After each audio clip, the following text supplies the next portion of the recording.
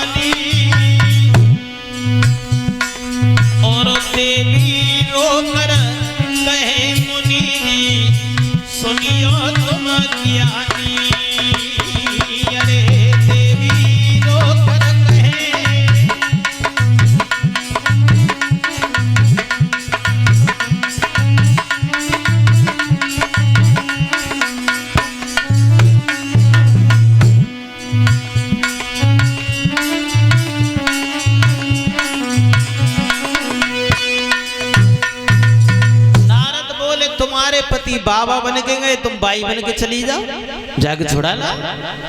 बड़ी शर्मिंदा हुई हैं। और तीनों देवियां जब चली हैं, मैया अनसुईया के द्वार पर पहुंच गई। अनसुईया के द्वार पर पहुंची हैं और अनसुईया के द्वार पर जाकर के आवाज लगाई है, माता किवाड़ खोलो। अनसुईया बोली, मैं बच्चों को दूध पिला रही हूँ, अभी नहीं आ पाऊंगी, बच्चे रोज आएंगे। थोड़ी देर तक शांत रही और फिर कुंडी खटखटाई, भैया किवाड़ खोलो। अनसुईया दौड़ के आई, किवाड़ खोल दी। कौन हो तुम? बार बार किवाड़ खोलो, किवाड़ खोलो। मैं अपने बच्चों को दूध पिला रही। अंदर ले तो बोली, हम कोई और नहीं, हम तुम्हारी पुत्र वधू हैं, तुम्हारे पुत्रों की बहू हैं। अंदर ले गई, तीनों को बिठा लिया और तीनों देवियां हाथ जोड़ के मैया अनसुईया से बोली, मैया हमारे पति जैसे थे उन्हें आप वैसा ही कर दीजिए। अनसुईया बोली, तुम्हें थोड़ी बहुत देर बैठना है तो बैठो और न जाओ तुम्हें यहाँ से। मेरे आंगन में तुम्हारे कोई पतियति नहीं है, और अगर तुम्हें शंका है कि तुम्हारे पति मेरे आंगन में, तो मेरे आंगन में 3 बच्चे जरूर हैं, और तुम्हें अगर नहीं पे शंका है तो एक एक छांट ले और ले जाओ, जाओ।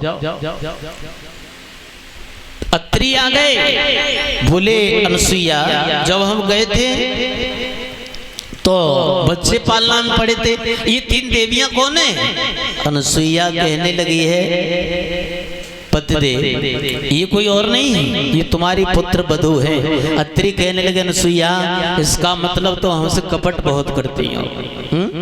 अरे तुमने बच्चों की शादी कर ली, हमें बताया भी नहीं है? खैर शादी तो आज नहीं तो कल, कल नहीं तो परसों, शादी तो खैर होनी थी, पर तुमने मेल नहीं ढूंढो हैं। पत्नियां 6-6 फुट की, बच्चे 1.5 और ज्यादा शर्मिंदा हो गई तीनों देवियां, बहुत शर्मिंदा हुई। भैया ज्यादा नाटक मत करो, हमारे पति जैसे थे उन्हें अब वैसा। बोली अनसुईया, छोटे हैं तो क्या हुआ, घर ले जाओ, थोड़ी खुराक ज्यादा दे रही है, जब बड़े बड़े है जाए तो उन्हें किस संग ब्याह कर लेंगे। बहुत शर्मिंदा है।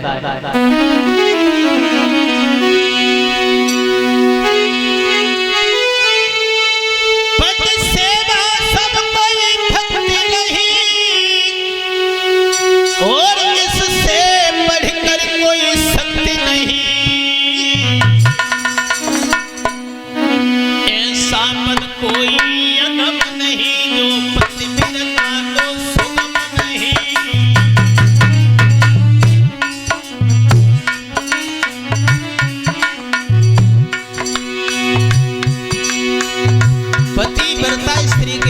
कोई कार्य संभव नहीं है, वो जो चाहे वो कर सकती है।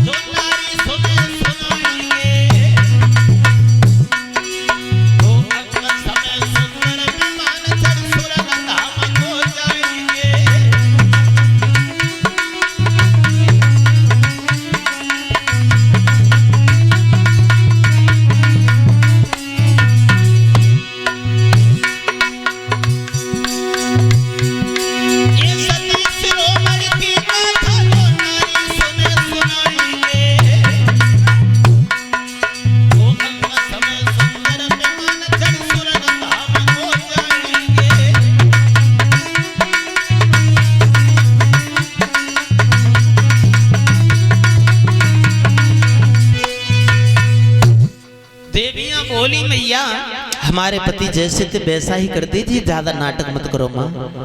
तो आवाज हुई है, आकाशवाणी हुई है कि इनके पतियों को वापस करो।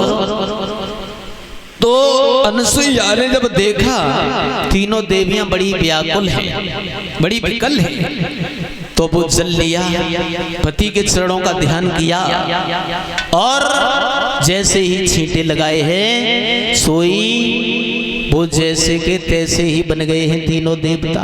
पतिव्रता स्त्री के लिए कोई काम असंभव नहीं है।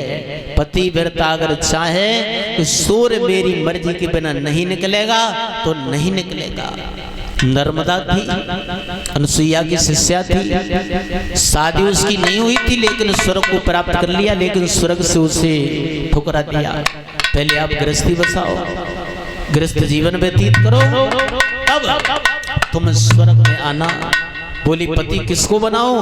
वो जवाब दिया आपको जो भी मिल जाए, सबसे पहले आपके सामने जो भी पड़ जाए उसे ही तुम पति बना लेना। सबसे पहले उस नर्मदा को एक कोड़ी मिला था जिसे कुष्ठ रोग था, उस कोड़ी को अपना पति चुन लिया उसने। और वो कोड़ी जो था उसे गंगा स्नान के लिए ले जाती है, वो नर्मदा कंधों पर बिठाल के ले जाती है। और एक दिन जो कोड़ी था उसका प्रेम एक वेश्या से था। वेश्या से मिलने के लिए कहा कि मेरी एक प्रेम का उससे तुम मुझे मिला। वो नर्मदा लेकर के चली, कोई महात्मा कांटों में फंसे हुए थे, दिखाई नहीं दिया, अंधेरा है, कांटों में जाकर टकरा गई। महात्मा को बहुत कष्ट हुआ और जवाब दिया कौन है आप? मैं तो वैसे भी कांटों में पड़ा था, मुझे और ज्यादा दुख दिया है। तो नर्मदा बोली महाराज मुझे दिखाई नहीं दिया, धोखा में ये गलती हो गई, मेरे पति हैं, मैं इन्हें लेकर के जा रही हूँ, जो आपको कष्ट हुआ है उसके लिए मैं क्षमा चाहती हूँ। तो महात्मा ने कहा नहीं, हम तुझे श्राप देते हैं, सुबह होते ही तेरा पति मर जाएगा। नर्मदा ने बहुत विनती की लेकिन महात्मा ने नहीं सुना। तो नर्मदा ने भी ये संकल्प किया कि मैं सुबह ही नहीं होने दूंगी जो मेरे पति मर जाए, सूर्य नहीं निकलने दूंगी। तो नर्मदा ने सूर्य को नहीं निकलने दिया। भगवान प्रकट हो गए नर्मदा के सामने, कहा बेटी सूर्य निकलने दो, ये बहुत अनर्थ हो जाएगा, ये तुमने क्या किया? नर्मदा कहने लगी नहीं, मेरे पति की मृत्यु हो जाएगी सूर्य निकलने से। तो भगवान ने ये वचन दिया था, संत का वचन झूठा नहीं हो सकता, तुम्हारे पति की मृत्यु जरूर हो जाएगी लेकिन मरने के बाद वो पुनः जीवित हो जाएंगे। तब नर्मदा ने सूर्य निकल दिया। सावित्री थी, सावित्री, वो सावित्री कितनी बड़ी पतिव्रता थी। सावित्री को शादी से पहले ये पता चल गया था कि मेरे पति की उम्र केवल 1 वर्ष की है, 1 वर्ष के बाद वो मर जाएंगे। सबने मना किया, नारद ने मना किया, पति ने मना किया, पिताजी ने मना किया, बेटी तुम सत्यवान को छोड़ो, किसी और के साथ शादी कर लो। सावित्री ने ये कहा, नहीं पिताजी, किसी की किस्मत पर किसी का जोर नहीं होता, 1 वर्ष तो बहुत है, मेरे पति चाहे सुबह ही खत्म हो जाएं, मैं उन्हें दिल से अपना पति मान चुकी हूँ, शादी में उन्हीं के साथ करूंगी। सत्यवान के साथ शादी की है। और सत्यवान जो लकड़ियां काट काट के गुजारा करते थे, दुश्मनों ने शासन छीन लिया था, तो लकड़ियां काटने के लिए जाते हैं। तो एक दिन सावित्री ने देखा, वो दिन गिर रही है जो नारद ने बताया था, 1 वर्ष की जो उम्र थी वो गिनने लगी है। जब वो समय बीत गया और 8 दिन बाकी रह गए हैं, तो सावित्री ने व्रत रखना शुरू कर दिया। वो भी दिन बीतने लगी, और जब अंतिम समय आया, अंतिम दिन आया 1 वर्ष का, तो वो अपने पति के साथ लकड़ी लेने के लिए चली है। पतिदेव, आज मैं भी आपके साथ जंगल में चलूंगी। सत्यवान बोले, नहीं देवी, आप मत जाओ। सावित्री साथ में गई है। वृक्ष पर सत्यवान चढ़ गए और लकड़ियां काट काट के गिरा रहे हैं। अचानक सिर में दर्द हुआ, वृक्ष से उतर के नीचे आए। सावित्री की गोद में सत्यवान का सर एक तरफ को लुढ़क गया, सत्यवान का प्राणांत हो गया। और सत्यवान का जब प्राणांत हुआ है, तो सावित्री पछाड़ खा करके गिर पड़ी, रोदन करने लगी है। एक परछाई सी नजर आई, वो परछाई वहां से चली, तो सावित्री ने पति की लाश को वहीं छोड़ दिया, उस परछाई के पीछे चली। यमराज ने पीछे मुड़ के देखा, बेटी तुम कहाँ जा रही हो? बोली, ये आज दिन तक तुम्हारा पति तुम्हारा रहा, अभी हमारा हो चुका है, लौट जाओ। सावित्री बोली, नहीं, एक प्रश्न का हमें जवाब दो महाराज, ये बताओ पत्नी का पति के साथ में कर्तव्य क्या होता है, क्या कर्तव्य है? तो जवाब दिया है, पत्नी का कर्तव्य होता है कि दुख सुख में पति का वो साथ नहीं छोड़े। पति फिरे परदेश में और पावे कष्ट अपार, नारी जो घर में रहे तो जीवन धिक्कार। पति अगर परदेश में मुसीबत उठाए और पत्नी आनंद के साथ घर में रहे, उसके लिए जिंदा नरक है। भक्तों, तो सावित्री जब नहीं लौटी है, तो यमराज ने ये कहा, बेटी तुम कुछ वरदान मांग लो, पति को छोड़ दो। तो जवाब दिया है, हम जो मांगे वो दे दोगे? हाँ, वो दे देंगे, हम आपको मांगो। तो कहने लगी है, मुझे ज्यादा कुछ नहीं चाहिए, हमारा जो शासन दुश्मनों ने छीन लिया वो हमें वापस मिल जाए, हमारे सास ससुर के जो नेत्र फूट गए हैं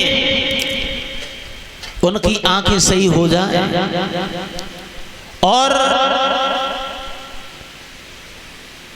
मेरे पति के अंश से मेरे उधर से एक आज्ञाकारी बेटा पैदा हो। ये मांग लिया, वरदान देकर के जब यमराज चले, तो सावित्री ने फिर भी पीछा नहीं छोड़ा। यमराज ने पीछे मुड़ के देखा, बेटी अब तुम कहां जा रही हो, हमने तुम्हें वरदान दे दिए। तो बोली, एक शंका है मुझे। कौन सी? आपने मुझे ये वरदान दिया है कि मेरे पति के अंश से मेरे गर्भ से बालक पैदा हो, और महाराज ये असंभव बात है, मेरे पति को आप लिए जा रहे हो, बेटा मेरे कैसे होगा? यमराज कहने लगे, बेटी तुम धन्य हो, तुम्हारी बात में फंस गए, हम अपनी आन को तोड़ बैठे, अपनी बात को खो बैठे। और सावित्री ने पति के प्राणों को वापस ले लिया यमराज से। कितनी बड़ी पतिव्रता थी सावित्री, यमराज को देना पड़ा। यमराज की खोपड़ी चक्कर खा गई और पति को वापस किया है। तो स्त्री के लिए कोई भी कार्य असंभव नहीं है जो पतिव्रता है।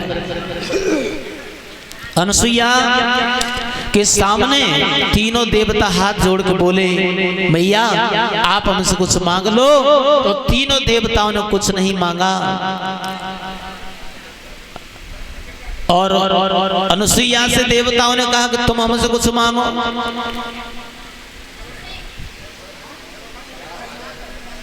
अनुसुईया ने तो अनुसुईया कहने लगी है प्रभु अगर आप देना चाहते हो तो आप जैसे 3 बच्चों को मैं अपने उदर से जन्म दो। तीनों ने विचार किया हमारे जैसा तो दुनिया में कोई है ही नहीं, अपने जैसे कहां से लाएंगे हम, तो हम ही तुम्हारे पुत्र बन करके आएंगे। तो यही ब्रह्मा विष्णु और शंकर आगे चल करके अत्रि और अनुसुईया की संतान बने हैं। दत्तात्रेय, चंद्रमा और दुर्वासा, ये तीनों अत्रि अनुसुईया के पुत्र बनकर के आए। पहले की माता के सामने अगर भगवान प्रकट हो जाते तो वो भगवान को मांगती थी, भगवान की भक्ति मांगती थी। और आजकल अगर काऊ के सामने, काऊ माता बहन के सामने भगवान प्रकट है जाए और कहें कि तुम हमसे कुछ मांग लो, तो एक पति महाराज आज की स्त्रियां क्या मांगी पता है? प्रभु अगर ज्यादा खुश होना है तो एक टचवा फोन दे दो हमें, तो चला रहा है मैं पूरा दिन, और जो नहीं दो तो एक 10 लीटर दूध की भैंस दे दो, डेयरी पे दूध लग रहा है। लेकिन पहले की माताएं बहन भगवान की भक्ति मांगती थी, भगवान को मांगती थी। इस तरह से तीनों देवताओं ने वरदान दिया है अनुसुईया के लिए कि हम ही तुम्हारे बालक बन के आएंगे।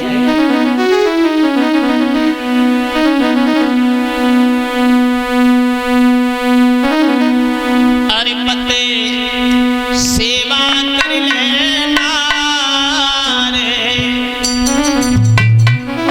अरे नारे तेरो नाम अमर जग है जाएगो, पते सेवा कर लेना रे, तेरो नाम अमर जग है जाएगो पते।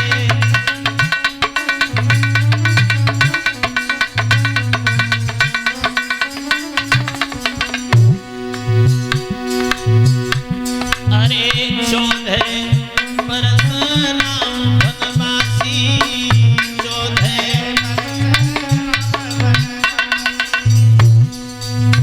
सीता